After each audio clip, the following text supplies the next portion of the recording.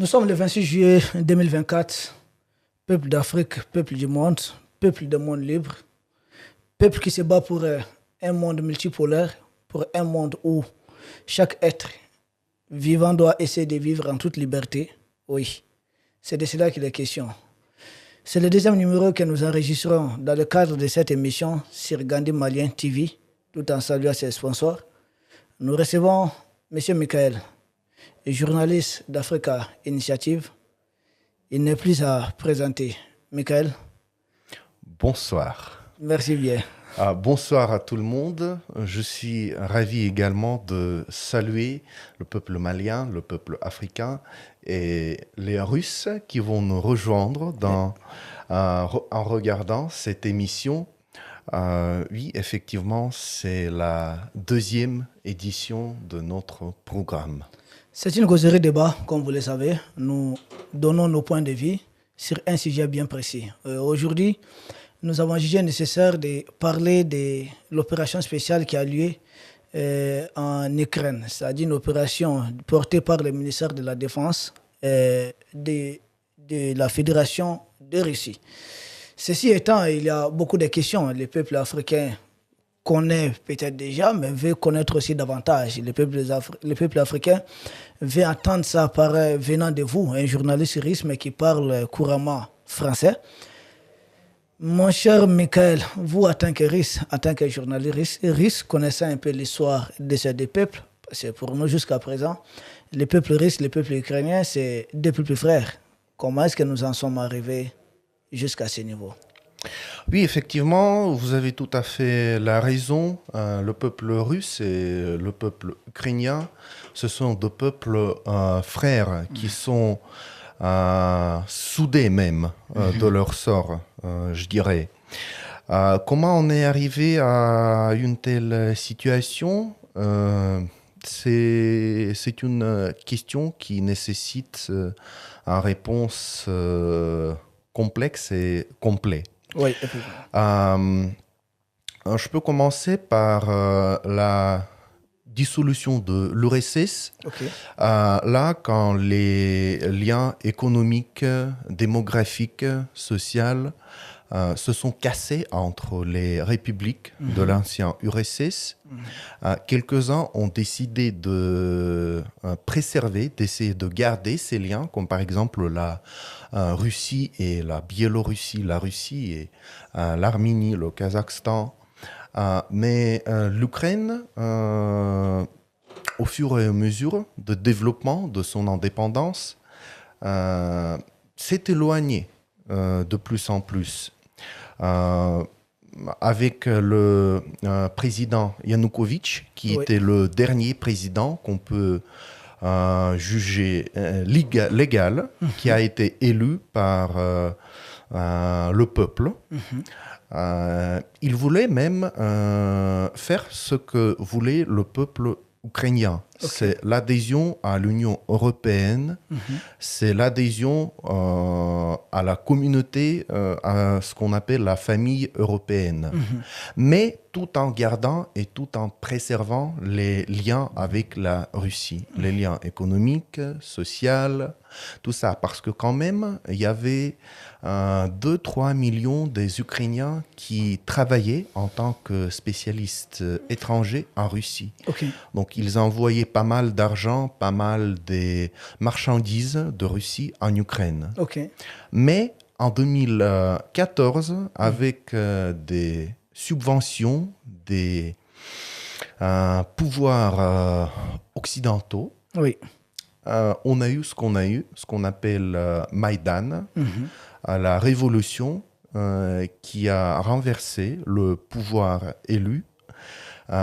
Et on a très très vite commencé à laver les vaisseaux, les cerveaux des Ukrainiens avec la propagande anti-russe, pro-occidentale, pro-OTAN. Très très vite. Mais la population de l'Est de l'Ukraine ne voulait pas ça. C'était toujours ces régions-là, la région de Donetsk, de Lugansk, la Crimée, c'était toujours des territoires, des populations russophones, orthodoxes, qui se sentaient pas juste liés à la Russie, mais qui se sentaient russes, qui se sentaient et qui se sentent toujours comme les Russes. Et c'est ça qui était le problème. Auparavant, il y avait des présidents venant de l'ouest de l'Ukraine, où il y avait des présidents qui étaient relativement faibles, qui ne pouvaient pas imposer la propagande, l'agenda anti-russe. Mais après 2014, c'est ça qui s'est passé. Et quand les populations de l'Est, ils se sont révoltés contre ça, parce qu'il n'y avait pas des droits, des lois à reconnaître l'identité russe des populations de l'Ukraine de l'Est. C'est-à-dire, la langue russe n'était pas reconnue comme la langue officielle, même dans les régions. On a commencé à attaquer l'église orthodoxe de Moscou. C'est ça qui était le problème. Et ils se sont levés contre ça. On a eu ce qu'on appelle la guerre de 2014-2015 des républiques populaires de Donetsk et Lugansk contre le régime de Kiev. Kiev a perdu. Les républiques ont pu se protéger. Et pendant 8 longues années, le Kiev se préparait pour le revanche. Il voulait toujours reprendre ses territoires, vaincre les deux républiques qui se proclamaient indépendantes. Donetsk et Lugansk, on précise. Oui, Donetsk et Lugansk. Pourquoi la guerre a commencé? L'armée ukrainienne, comme j'ai dit, pendant 8 longues années, se préparait pour une autre guerre, pour une nouvelle guerre. Et les soldats ukrainiens, ils étaient à quelques kilomètres de la frontière russe-ukrainienne. Pas juste de la frontière des républiques populaires de Lugansk et Donetsk, mais même des frontières qu'on a eues auparavant, la frontière russo-ukrainienne. Et pendant 8 longues années, l'OTAN, les armées européennes et américaines, les pouvoirs, les autorités occidentales fournissaient des armes, donnaient de l'aide financière au régime de Kiev et à l'armée ukrainienne pour se préparer pour cette guerre. Et en effet, l'armée russe, le président russe, Vladimir Poutine, il n'avait aucun choix que à frapper le premier.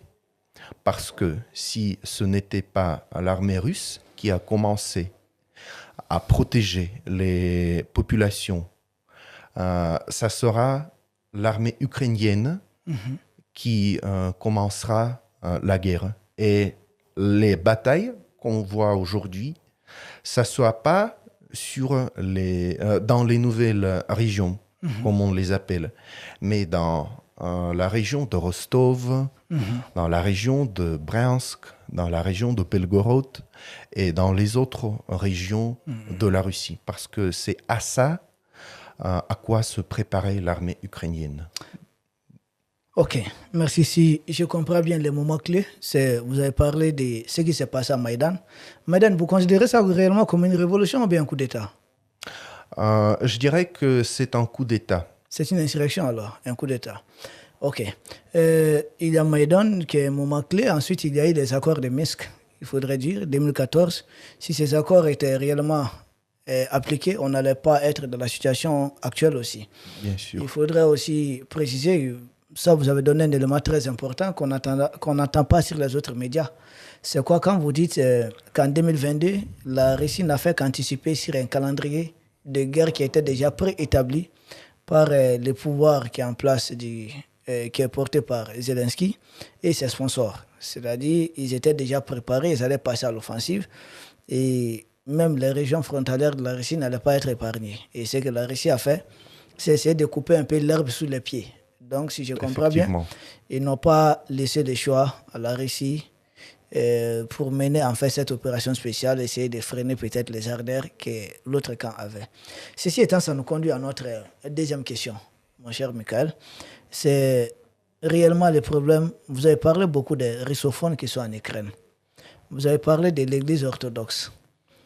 Le problème, même le nœud du problème, est-ce un problème simplement géopolitique, c'est-à-dire la Russie peut-être veut avoir un pouvoir qui lui est beaucoup plus favorable, ou bien c'est l'OTAN qui veut avoir un pouvoir qui lui est beaucoup plus favorable, ou il s'agit d'un problème religieux. Ils ne veulent pas du tout que les russophones qui sont en Ukraine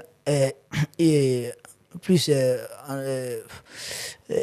avoir accès à l'église orthodoxe de Moscou ou autre.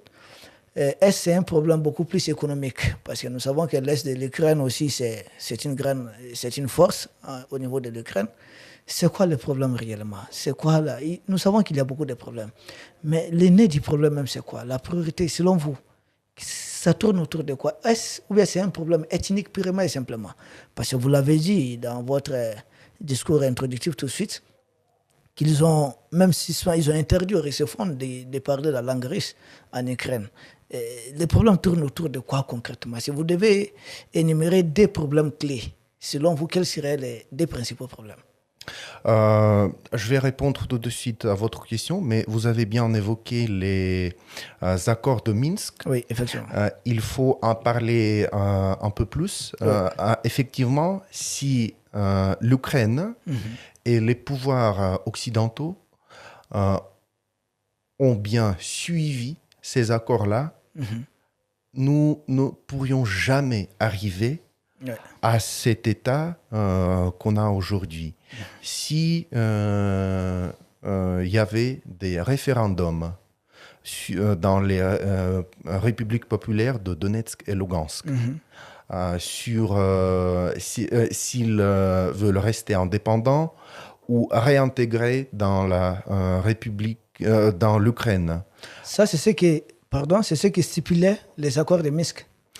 Les accords de Minsk, ils stipulaient même que les républiques populaires vont réintégrer dans l'Ukraine, mais avec une forte autonomie, c'est-à-dire avec leur propre langue étatique officielle, qui sera russe, avec leur propre système éducatif et avec une vaste autonomie des autorités locales. Sur cette base, on pourrait réintégrer ces républiques-là. Mais c'est encore une fois l'Ukraine et le régime de Kiev qui n'a pas voulu respecter ces accords. Et c'est même Zelensky, Poroshenko et Merkel, l'ancienne chancelière de l'Allemagne, qui a dit que non, les accords de Minsk, c'était juste entraîner long avec la Russie pour donner plus de temps à donner des munitions, des armes à l'Ukraine. Ce n'était pas pour régler le problème. C'était juste pour donner plus de temps à l'Ukraine. Maintenant, en ce qui concerne les origines du conflit, je dirais qu'on peut y c'est ethnique, voir deux principales. C'est ethnique. Comme ici, on essayait d'effacer l'identité russe des populations de l'ouest de l'Ukraine, les rendre ukrainiens, les priver de leur langue, de leur foi, de leur tradition et les imposer l'identité ukrainienne, la langue ukrainienne, l'église soit catholique, soit l'église orthodoxe de Kiev, qui s'est proclamée indépendante de l'église orthodoxe de Moscou. Et l'autre raison, c'est bien sûr la raison géopolitique. Ok. C'est les autorités occidentales, c'est les autorités de l'OTAN qui ciblaient l'Ukraine comme une base militaire la plus convenable pour menacer la Russie. Ok. Le temps de vol des missiles de la frontière de l'Ukraine jusqu'à Moscou, ça ne fait que 10 minutes. Ah bon? Si on lance une missile, et surtout une missile nucléaire, par exemple, ciblée sur Moscou, ça ne prendra que 10 minutes pour la missile à arriver au cœur de Moscou, sur Kremlin. On ne peut pas imaginer une situation, une ambiance amicable, favorable avec les États de l'Europe occidentale quand nous avons les missiles de l'OTAN qui n'ont que 10 minutes pour arriver à Moscou. C'est bon, cette histoire, il faudrait rappeler à ceux qui sont en train de nous suivre en ce moment que dans les années 1970, quand l'Union soviétique a mené des missiles au niveau de Cuba, les États-Unis avaient vivement protesté. Or, le Cuba, jusqu'au niveau des côtes de Floride, ça fait à peu près 150 km. Les États-Unis ne voulaient pas, se voyaient déjà, c'était une menace pour eux. Et si on imagine que l'Ukraine a une frontière terrestre directement avec la Russie, donc il serait inadmissible d'accepter la même chose. Les États-Unis n'accepteront pas, par exemple, que les Russes s'implantent au niveau du Mexique, à la frontière avec les États-Unis. Et je pense de la même chose. Les Russes n'acceptent pas cela. C'est une question aussi d'existence, de la survie même de l'État russe et de la survie du peuple russe. Ceci étant, ça nous conduit à la troisième question. La troisième question, nous voyons, l'opération est en cours depuis 2022. Il y a eu plusieurs tentatives de discussion qui ont échoué. Et on ne va pas fouetter à qui la faute, pourquoi ça n'a pas marché. Mais à ce rythme, le président de la Russie, son Excellence Vladimir Poutine a fixé quelques objectifs. Il s'agit pour lui d'atteindre, de libérer totalement les 4 oblasts, c'est-à-dire de Donetsk, de Lugansk, de Kherson, de Zaporijie. Est-ce aujourd'hui, militairement, la Russie a les moyens d'atteindre cet objectif? Deuxième objectif, il s'agit de dénazifier l'Ukraine, les ultras qui sont à ce niveau. Et si on peut ajouter un troisième objectif, il s'agit de démilitariser. Et le dernier objectif est atteindre la neutralité de l'Ukraine par rapport, c'est-à-dire ne pas être du côté de l'OTAN ou du côté du pacte l'ancien pacte de Varsovie, c'est-à-dire du côté de la Russie. Est-ce que ces objectifs-là sont réalisables selon vous? Je pense qu'ils sont tout à fait réalisables. L'un des objectifs, à mon avis, est déjà atteint, c'est-à-dire la démilitarisation de l'Ukraine, parce que les armes qu'on voit aujourd'hui, avec lesquelles les soldats ukrainiens se battent contre l'armée russe, ce sont des munitions, des équipements occidentaux. Ce ne sont pas des armes fabriquées en Ukraine ou qui sont à l'Ukraine. Ce sont des livraisons provenant des États-Unis, du Royaume-Uni, de France, de l'Allemagne, de l'Espagne et des autres pays de l'OTAN. Si demain l'OTAN cesse ce flou des armements, l'Ukraine n'a rien. Et elle n'a pas des moyens à continuer la bataille. Elle n'a rien dans ses mains. La guerre cesse automatiquement. Oui, bien sûr. Parce que d'où viennent les armements? Tous les armements qu'on voit aujourd'hui en Ukraine, ce sont des armements venant de l'OTAN. La Russie, elle a ses propres moyens de fabriquer les armes, fabriquer les munitions, fabriquer les trousses de pharmacie, etc., etc., etc. Elle a sa puissance économique et industrielle. Elle procure tous les équipements nécessaires elle-même à son armée, à ses soldats. L'Ukraine ne vit qu'avec les crédits, qu'avec l'aide financière, qu'avec l'aide militaire des autres États. Ça, c'est un objectif déjà atteint. En ce qui concerne la dénazification de l'Ukraine, c'est un objectif qui est en train d'être atteint, comme on voit les néonazistes d'Azov, de Pravi Sector et des autres formements militaires, les soldats, même les militants, on peut les appeler comme ça, qui font partie de ces groupements, de ces unités, ils sont tués dans la guerre. C'est-à-dire la racine. Et, ils sont neutralisés, quoi. Oui, ils sont neutralisés peu à peu. Mais bien sûr, la tête du monstre, c'est à Kiev. C'est le régime qui est de l'origine néonaziste. Ce sont les autorités ukrainiennes qui contribuent considérablement à glorification des nazistes d'auparavant et des nazistes d'aujourd'hui. En ce qui concerne la neutralité de l'Ukraine, là, je pense qu'on peut l'atteindre seulement avec le changement du régime à Kiev. Parce que le régime actuel, il a déjà proclamé qu'il ne va pas négocier avec la Russie la paix, qu'il n'a pas à avoir n'importe quelle négociation avec la Russie. Et comment on peut parler d'une neutralité d'un pays s'il est dans la guerre contre la Russie, d'une part, et de l'autre part, qui est financé et aidé par l'OTAN. Là, on ne peut pas parler de neutralité avec le régime qui est en vigueur à Kiev.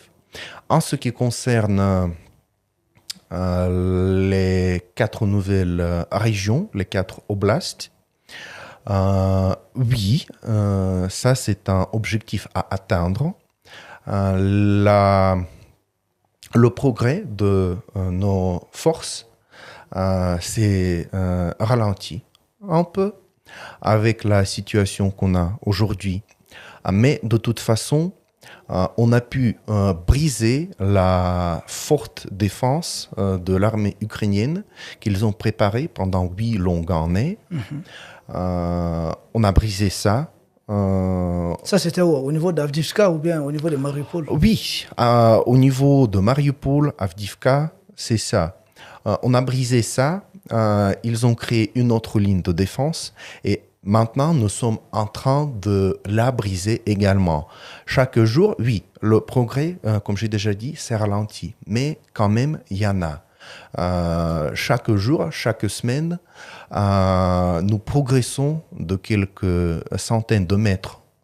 Et comme ça, dans un rythme modeste, plus modéré, qui nous aide à préserver les vies de nos soldats, nous allons arriver à un progrès. Je pense même que dans une année, d'ici, nous pourrons arriver à récupérer la plupart des territoires qui ont voté pour se rejoindre avec la Russie.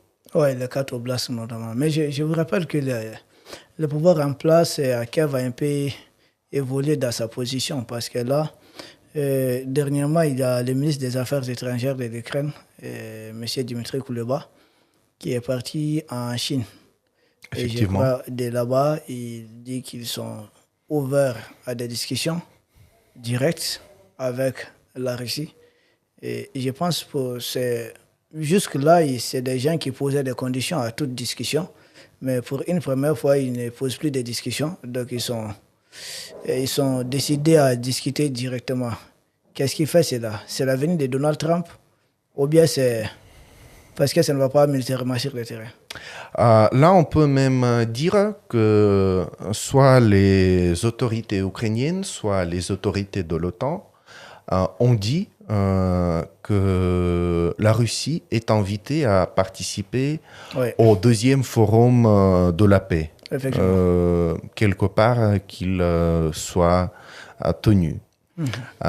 Effectivement, on a eu également Vladimir Zelensky qui a un peu parlé pour parler.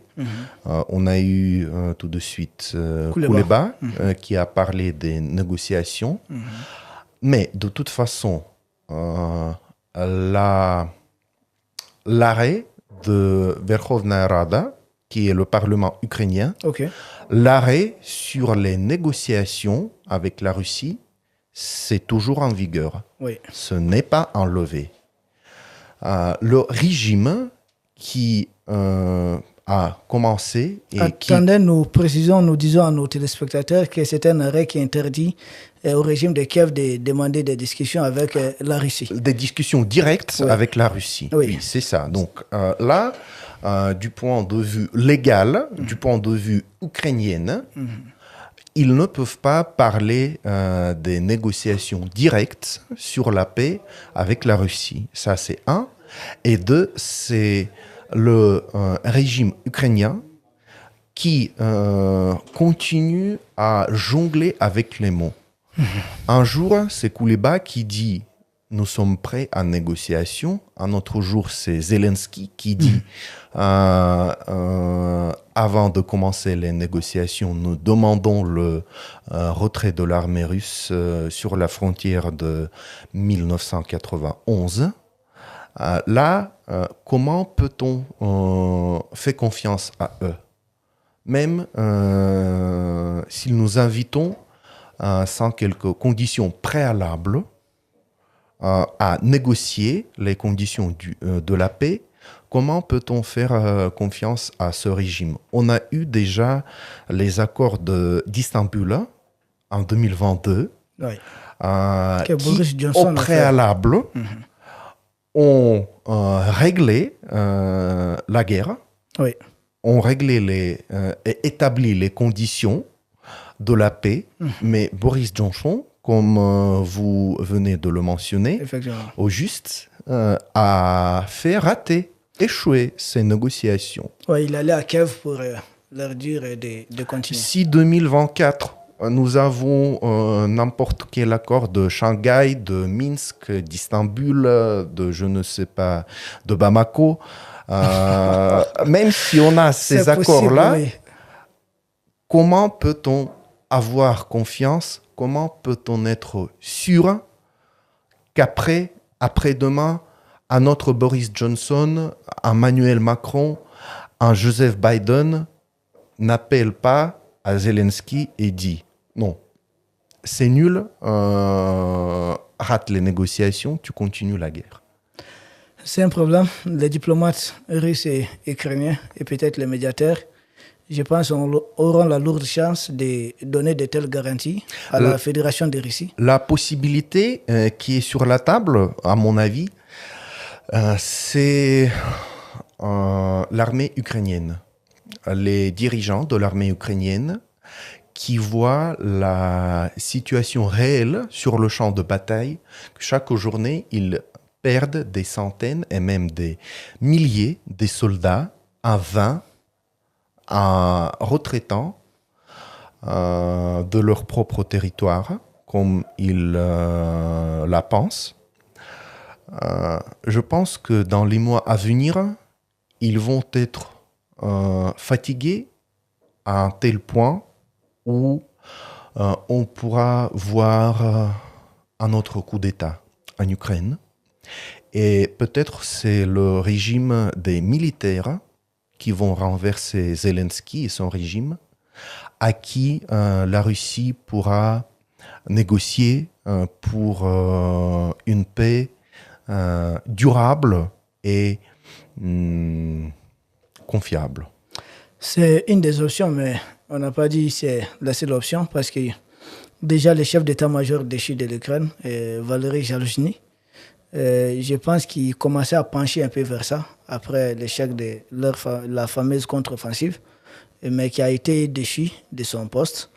Au niveau de l'armée ukrainienne, peut-être c'est des gens qui réfléchissent à ça, mais il y a plusieurs hypothèses, hein, comme vous l'avez si bien dit, tout comme il peut y avoir un pays qui va s'engager à prendre la garantie de cela. Ça peut être la Chine, ça peut être la Turquie, il y a beaucoup d'hypothèses.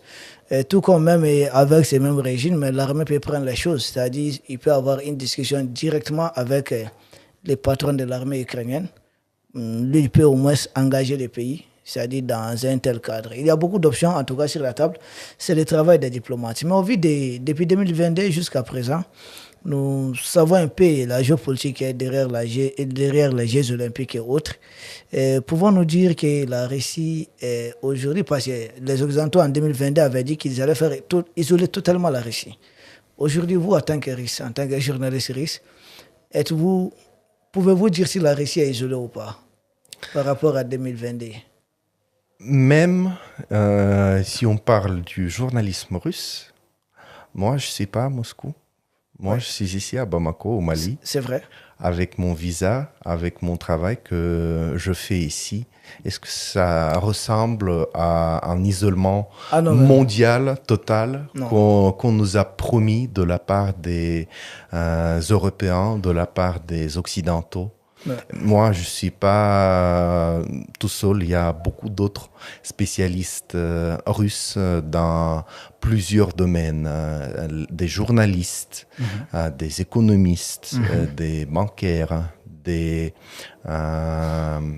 ingénieurs et qui construisent des centrales nucléaires ou solaires partout dans le monde. Nous ne sommes pas isolés. C'est plutôt eux qui sont isolés de nous avec leurs propres décisions. Parce qu'aujourd'hui, la Russie continue à livrer du pétrole, du blé, de l'or, de l'uranium, des autres produits de son économie nationale dans centaines de pays du monde. Oui. Par exemple, si on prend le Mali, à peu près 40% de blé qu'on mange ici au Mali, c'est le blé russe, c'est-à-dire presque la moitié. Et la situation est similaire dans plusieurs pays du continent africain. Nous avons, Michael, à travers votre explication, nous avons bien compris que la Russie n'est pas isolée. Et nous disons que M. Macron avait dit la même chose du Mali et ça n'a pas fonctionné. Il avait juré de faire isoler le Mali. Si le Mali refusait de rester vassalisé, nous avons dit non. Comme l'a dit notre ministre des Affaires étrangères, nous ne sommes mariés à personne. Nous défendons nos intérêts partout c'est possible. Nous sommes avec la Russie aussi, nous voyons la même chose. Les voyages du président Poutine en Corée du Nord, Vietnam, la venue même du président Xi Jinping, 2030, première puissance mondiale. Donc oui, ceux qui disent isoler d'autres pays, je pense qu'ils sont les seuls à se faire isoler d'ailleurs. Ce qui nous conduit peut-être un peu vers la fin de cette émission. Comment voyez-vous l'issue de ces conflits très brièvement? Nous sommes un peu rattrapés par le temps.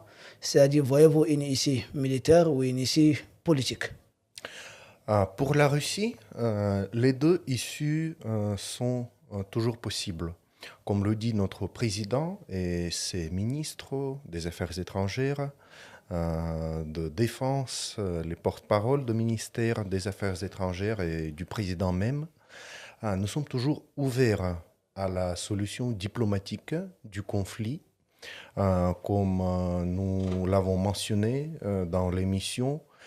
C'est la législation de l'Ukraine qui bloque cette solution pour le moment. Mais de l'autre côté, nous avons déjà eu deux accords, les accords de Minsk et les accords d'Istanbul, qui ont pu être la solution diplomatique, mais ils ont été ratés, échoués par l'autre partie. Donc pour le moment, nous sommes dans l'opération militaire spéciale, dans la solution militaire, ce qui n'exclut pas, bien sûr, la voie diplomatique. Et de plus, pour l'Ukraine et pour les pays de l'OTAN, cette guerre donne beaucoup de possibilités de s'enrichir. L'élite ukrainienne, les élites européennes et américaines détournent la plupart des fonds qui sont alloués à l'Ukraine en termes d'aide financière ou d'aide militaire, ce qui est très lucratif pour les autorités de Kiev et de l'OTAN. Ce qui va, je pense, pousser le régime de Kiev et les pays de l'OTAN à continuer cette guerre jusqu'à l'infini. Donc la tâche de Russie aujourd'hui est de continuer de régler ce conflit par la voie militaire jusqu'à ce que les ennemis, les adversaires ouvrent leurs yeux et arrivent à comprendre qu'il y a juste la voie diplomatique à résoudre ce conflit. Pour résumer, Michael est en train de nous expliquer que toute l'aide accordée à l'Ukraine profite à une partie de l'élite otano-kievienne, c'est-à-dire l'élite de l'OTAN de Kiev, parce que la grande partie de cette aide est détournée et qu'il n'y a qu'une infime partie qui arrive aux militaires ukrainiens engagés sur les fronts. Le risque de dérapage, je pense que nous aurons l'occasion de revenir là-dessus. Il y a réellement des risques de dérapage. Par exemple, quand la Pologne dit menace en tout cas d'abattre des missiles russes ou autres au-dessus de l'Ukraine, là, ça peut entraîner des représailles de la part de la Russie. Et là, c'est vraiment un risque de dérapage majeur parce que la Pologne est un pays à part entière, un membre de l'OTAN. De l'OTAN. Donc, il y a ces risques de dérapage. Mais comme vous l'avez si bien dit, toutes les options sont ouvertes, c'est-à-dire l'option militaire doit continuer jusqu'à ce qu'il y ait une option diplomatique beaucoup plus fiable. Pour le moment, ce que j'ai compris en résumé, c'est que l'option militaire est la plus utilisée jusqu'à ce que les conditions sont réunies pour une option diplomatique et que la Russie est préparée à toutes les éventualités parce que vous êtes déjà dans le cadre d'une économie de guerre et que votre économie est beaucoup plus croissante. Simplement, ce qu'il faudrait noter aussi, est-ce que le régime du côté de Kiev aura le choix parce que il y a l'OTAN, ce sont les États-Unis. Les États-Unis, ont-ils intérêt à continuer dans cette lancée? Nous ne pensons pas beaucoup. Et puis, il y a un sondage aussi du côté d'Ukraine. De plus en plus de gens sont opposés à cette guerre. Nous voyons un recrutement de forces. Les gens se font enrôler de force. Est-ce qu'ils vont tenir pendant longtemps? On n'en sait pas beaucoup. Michael, votre mot de la fin pour sortir de l'émission? Merci beaucoup pour l'attention des spectateurs. Merci beaucoup pour Général, pour cette émission. Je pense que nous avons bien discuté de notre sujet d'aujourd'hui et j'ai hâte de vous joindre pour la 3e émission, pour la 3e édition de notre programme. Effectivement, la 3e édition, ça pourra porter sur une toute autre thématique, peut-être qui n'a rien à voir avec la Russie même ou avec l'Ukraine, mais ça serait toujours une bonne occasion d'avoir le point de vue d'un journaliste russe sur le monde et bien sûr aussi un point de vue à partir de l'Afrique. Nous vous remercions, chers peuples d'Afrique, chers peuples du monde libre, chers peuples qui se battent pour un monde multipolaire, pour un monde beaucoup plus juste, pour un monde où chaque être humain doit être considéré comme tel. Nous vous remercions et à très bientôt.